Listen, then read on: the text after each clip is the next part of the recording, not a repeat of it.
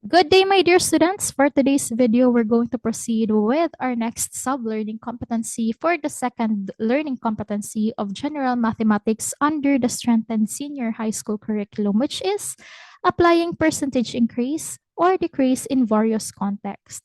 So last time we've discussed about the inflation. So this time we're going to focus on calculating percentage markups and discounts, calculating the value added tax, and calculating profit or loss in both absolute and percentage terms. So this is part of the video series that I am creating. So if you haven't viewed the first um, 6 videos, so I'm encouraging everyone to please view it first. Okay, so the learning competency that we wanted to target is that you, my dear learners, should be able to apply a percentage increase or decrease in various contexts. So on this video, it is about the markups and the discount, the value added tax, and the profit or loss in both absolute and percentage terms. Okay, so first, the markups and the markdown. So when we say the markup, this is the amount added to the cost price of a product to arrive at a selling price. So there are two key concepts here. These are the cost price and the selling price. When we say the cost price, this is the amount spent to produce or purchase a product. So in Filipino, ito po yung kabilihan. Selling price, this is the amount at which the product is sold to the customer. Ito naman po yung presyo kapag ibebenta na po natin. Kasi my dear students, as an entrepreneur, hindi po entrepreneur si ma'am ha, as entrepreneurs, sila po, yung mga businessman, hindi naman po sila nagbi-business para lang maibalik sa kanila yung kita. They are making the effort in order for them to gain something. So in this case, that is the profit. So, mark up my dear students, that is the profit. Opo. So, wala pong entrepreneur ang gusto po na nag-e-effort siya pero walang kita. Kahit gaano pa yan kaliit, gusto ng mga entrepreneurs and businessmen na meron silang kikitain. That is the markup. Opo. Markup is the amount added to the cost price. Ito po yung idinadagdag sa kabilihan para po mag-arrive tayo sa amount na pwede na nating ibenta yung product na gusto natin. Okay, so saan to ginagamit? Used by the sellers to determine how much profit they want to make on each item. So, there are 3 formulas for markup. So, for the markup po, kung ang gusto po nating makuha is the amount itself, the markup amount or the profit, we need to subtract the cost price from the selling price. That is, the markup is equal to the selling price minus the cost price. Ngayon naman po, if we are interested with the percentage of the markup, so we need to subtract the cost price from the selling price, then divide it by the cost price, then multiply by 100. So again, that is markup percentage is equal to the selling price minus the cost price all over the cost price multiplied by 100. Ngayon, paano naman po kung given po yung markup percentage and cost price, ang pinapahanap po sa atin is the selling price. So, to get the selling price, we have cost price plus the quantity, the markup percentage multiplied by the cost price. Okay? So, how about the markdown? The markdown naman po, my dear students, this is the amount or percentage reduced from the original selling price. So, saan to ginagamit? Used by retailers when they lower prices to increase sales or clear stocks. So, di pa po, my dear students, kung mapapansin nyo sa mga malls or even sa Watsons, meron sila mga tinatawag na mid-year sales and year sales, di ba, mga payday sales. Okay, so kapag pumasok po pati kayo dyan sa mga sales na yan, meron dyan nakalagay na 20% discount, 50% discount. So ito, my dear students, ginagawa ito ng mga malls or mga companies or mga entrepreneurs and businessmen in order for them to clear the stocks. Kasi halimbawa, may paparating na bagong mga stocks sa kanila or mga orders. So, para po yung mga luma na nilang stock is ma-clear out na nila. So, ibinibigay na nila iyon sa mababang halaga. But it doesn't necessarily mean na wala nang kikitain si entrepreneur. Sabi nga po natin, di ba, ang mga businessman and entrepreneurs, lahat po gusto nila is kumita kahit gaano pa yan kaliit. Basta may kita, ibig sabihin goods na yan. Okay? So there are three formulas again. So for the markdown po, so if we are interested to know the markdown, so that is equal to the original selling price minus the new selling price. So kapag interested po tayo na mahanap si amount itself in terms of peso, ang gagamitin po natin is markdown is equal to the original selling price minus the new selling price.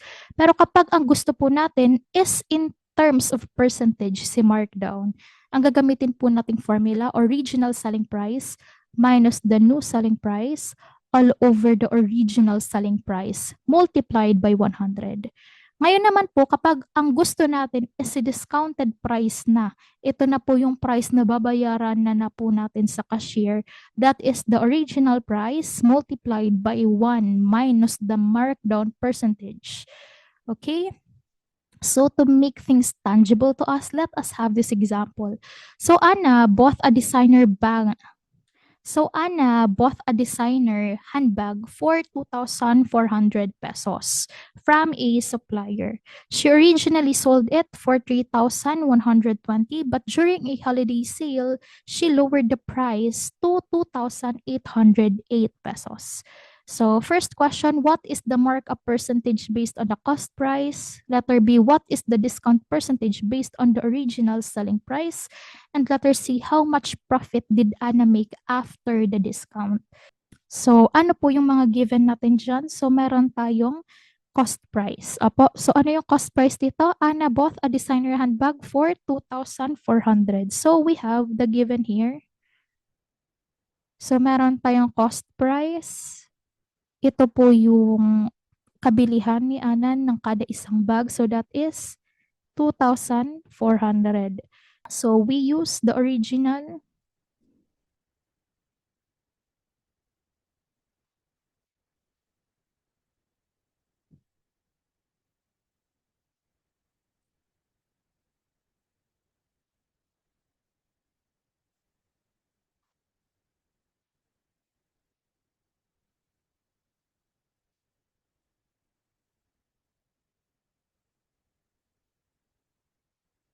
And so meron din po tayo yung the discounted selling price.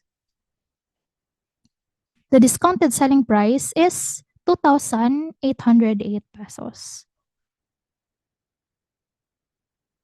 Okay, so for letter A, what is the markup percentage based on the cost price?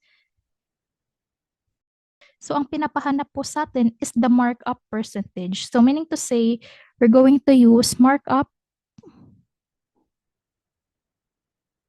percentage is equal to, okay, so selling price, let me write selling price as SP, then let me write cost price as CP minus the cost price all over the cost price multiplied by 100.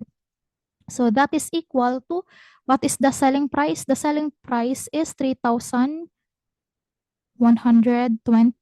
So minus by the cost price, which is 2,400 pesos. All over, what is the cost price? That is 2,400 again. So multiplied by 100. So numerator po muna. So 3,120 minus 2,400. So that is equal to 720. So we have 720 pesos all over the 2,400 multiplied by 100. So that is equal to, so 720 divided by 2,400, that is equal to, okay, 0.30. So we have 0.30 multiplied by 100, so that is equal to 30%. So meaning to say the markup percentage is 30%. So we can answer it as the markup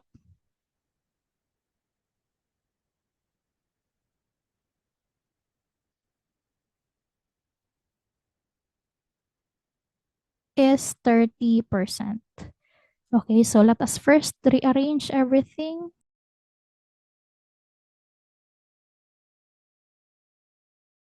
this time, what is the answer for letter B? So for letter B, the question is, what is the discount percentage based on the original selling price? So this time we are after with the markdown percentage. So we have the markdown. Let me, please allow me to use MD for the markdown. Markdown percentage is equal to the original selling price minus the new selling price all over the original selling price multiplied by 100. So the original selling price in this problem is 3,120 pesos. And the new selling price, so that is the discounted selling price, that is 2,808 pesos. All over the original selling price of 3,120 pesos multiplied by 100. So that is 3,120 minus the 2,808 pesos. So that is 312 pesos. So we have here 312 pesos all over the 3,120 pesos multiplied by 100. So that is equal to, so divide natin by 3,120, that is 10% or 10 in decimal. So that is 0.10. So multiplied by 100. So 0.10 multiplied by 100, that is 10%. So the answer is 10%. Okay, so for the letter B, we can answer this as the discount percentage is 10%. Okay, so this is for letter A, this is for letter B. Okay, how about for letter C? For letter C, we're after with how much profit did Anna make after the discount. So, after the discount, so that is, so dito, wala na po tayong gagamitin ditong formula. Kung baga po, paano na natin siya ngayon isosolve given na alam natin yung cost price and alam natin yung final price. So, ibig sabihin, in order for us to get the profit, kailangan alam po natin yung last na selling price. And in this problem, that is the discounted selling price. So that is equal to the discounted selling price minus the cost price. So that is equal to 2,808 pesos minus the 2,400 pesos. So that is equal to 408 pesos. So meaning to say, our final answer is that Anna's profit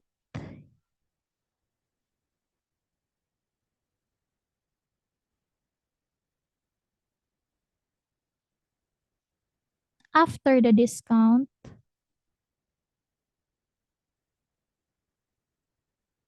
is 408 pesos. And that is our final answer.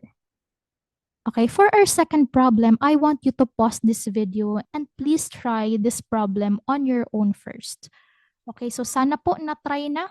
So for the second problem, we have here Carlo buys a set of wireless earphones for 1,600 pesos from a wholesaler.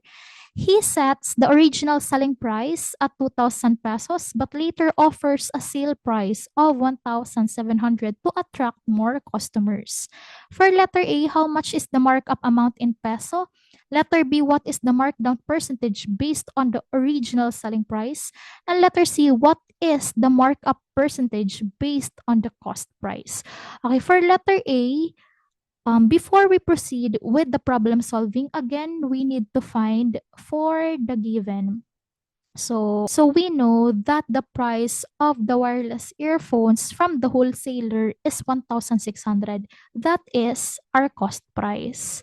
So we have here the cost price is equal to 1,600 pesos.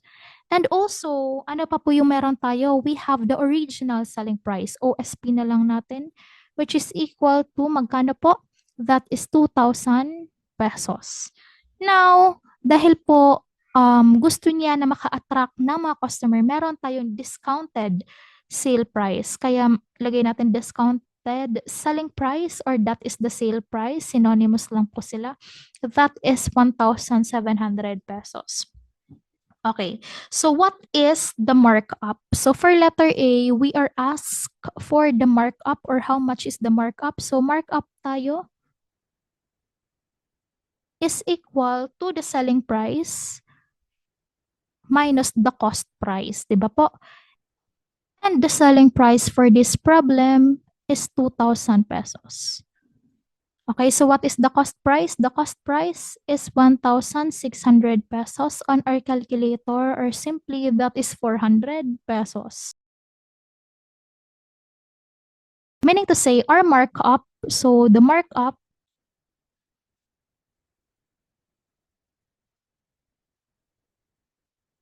is 400 pesos.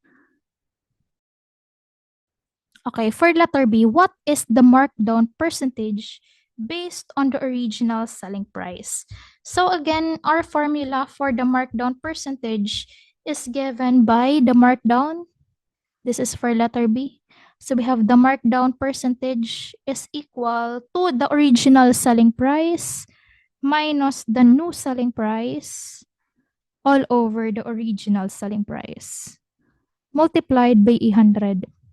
In this problem, the original selling price is 2,000 pesos.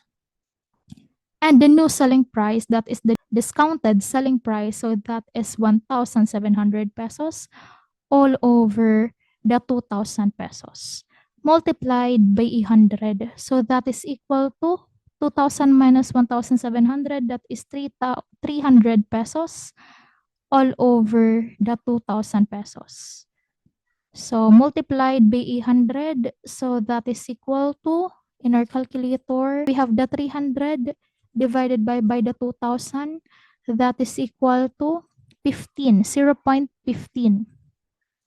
So 0.15 multiplied by 100, so that is equal to 15%. Answer this problem as the markdown percentage is 15%. And that is our answer. Okay, so for letter C, we are asked for what is the markup percentage based on the cost price. Okay, so we have the markup percentage is equal to the selling price minus the cost price all over the cost price multiplied by 100. The selling price here of 2,000 pesos minus the cost price natin, which is 1,600 pesos all over the 1,600 pesos multiplied by 100, so that is equal to 400 pesos. So all over the 1,600 pesos multiplied by 100, so that is equal to, so we have 400 over 1,600, so that is 25, 0.25. So 0.25 multiplied by 100, that is equal to 25%.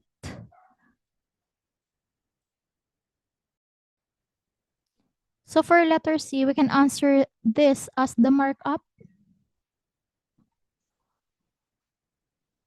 percentage is 25%.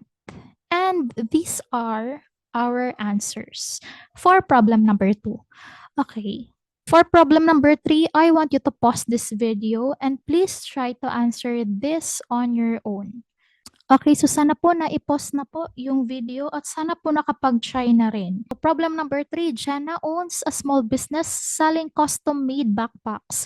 Her supplier charges her 800 pesos per bag. She's considering 3 different pricing strategies for a new limited edition design. The first strategy A, apply a 50% markup and stick to the price all season. So for strategy B, apply a 30% markup, then mark up again by 20% during the back to school season.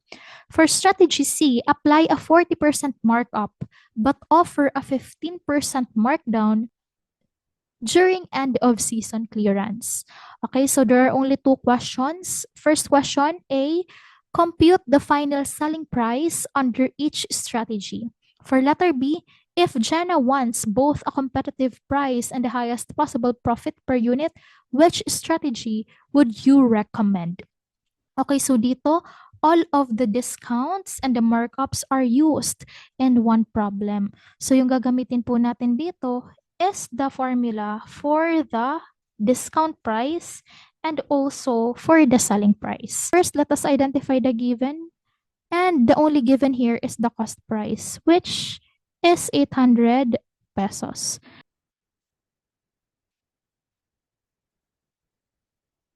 Okay, so let us start with strategy A. And under strategy A, ang i-apply po natin is 50% markup and stick to that price all season. So we need to use the selling price formula, which is equal to the cost price plus the quantity of the markup percentage multiplied by the cost price. Okay, so the cost price here is 800 pesos. So plus tayo of the markup percentage, that is 0.50 in decimal, 50% is 0.50 multiplied by 800. So ibig sabihin po ng 0.50 is half of 800, that is 400. So we have 400 here plus the 800 cost price. So that will give us 1,200. That is the selling price. That is the selling price for strategy letter A. Okay, so paano naman po si strategy B? Sabi dito, apply first a markup of 30%, then markup again by 20. So for strategy B, so again, that is the selling price is equal to the cost price plus the markup percentage multiplied by the cost price. So the cost price again, that is 800 pesos plus the 30%, that is 0.30 in decimal of 800 pesos. So in our calculator, that is equal to, so we have 800 multiplied by 0.30, that is 240 pesos. So we have 800 plus the 240 pesos in our calculator plus 800, that is equal to 1,040. Pero ito, yung una pa lang natin na movement. Opo. So, selling price siya nung unang markup. So, SP sa buwan tayo. So, that is equal to 1,040 pesos. Okay, so 1,040, that is the markup only for the 30%. Magma-markup ulit tayo by 20%. Pero this time, our base now is the 1,040. Okay, so SP tayo sub 2 or the selling price of the second markup. So sabi natin yung magiging base price natin, that is 1,040. So add tayo by what is the markup this time? So that is 0.20. Multiply tayo by 1,040. So 1,040 times 20%. So that is equal to 208. So that is equal to 1,040 plus 208. So 208 plus 1,040. So that is equal to 1,248. So meaning to say, yun pong selling price natin na final is 1,248. Okay? Okay, so let us try strategy C. For strategy C naman, is the selling price is equal to the cost price plus the markup percentage multiplied by the cost price. That is equal to 800 pesos. So plus tayo with the markup percentage of 0.40 multiplied by the cost price of 800 pesos. So that is equal to 800 pesos plus what is the 40% of 800? So we have 800 multiplied by 0.40, that is 320. So we have plus 320. So 800 plus 320, that is equal to 1,120. So hindi pa dyan nagtatapos kasi may nakalagay dito na markdown, 15% markdown during the end season clearance. And we know that for the markdown, we use the discount price this time. So the discount price is equal to the original price. So multiplied tayo by 1 minus the markdown percent. Okay? So, sa discount price natin, so ang original price natin this time is this 1,120 in this situation lang. Opo. So, we have 1,120. So, multiply tayo by 1 minus the markdown percentage. Ang markdown percentage natin is 15%. In decimal, that is 0.15. So, that is equal to 1,120 multiplied by 1 minus 0.15, that is 0.85. Let us check. That is 1 minus 0.15, that is 85. Correct. Multiplied tayo by 1,120. So that is equal to 952 pesos. So for strategy C tayo, 952 pesos niyang pwedeng ibenta. So, balik tayo sa strategy A, ang selling price niya is 1,200. Sa strategy B, ang selling price niya is 1,248. At sa strategy C, ang selling price niya, final selling price niya is 952. So, these are our answers for A alone. Okay, so meron pa tayong letter B. So for letter B, sabi dito, if Jenna wants both a competitive price and the highest possible profit per unit, which strategy would you recommend? Okay, so ikaw po, kung kayo po ang tatanungin, which strategy would you recommend na pro talaga kay Jenna? So, obviously, that is strategy B because it has the highest value which ensures the greatest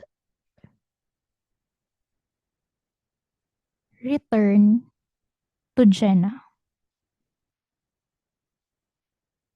Okay, so that's it for today, my dear students. If you still have questions, please don't hesitate to comment down below.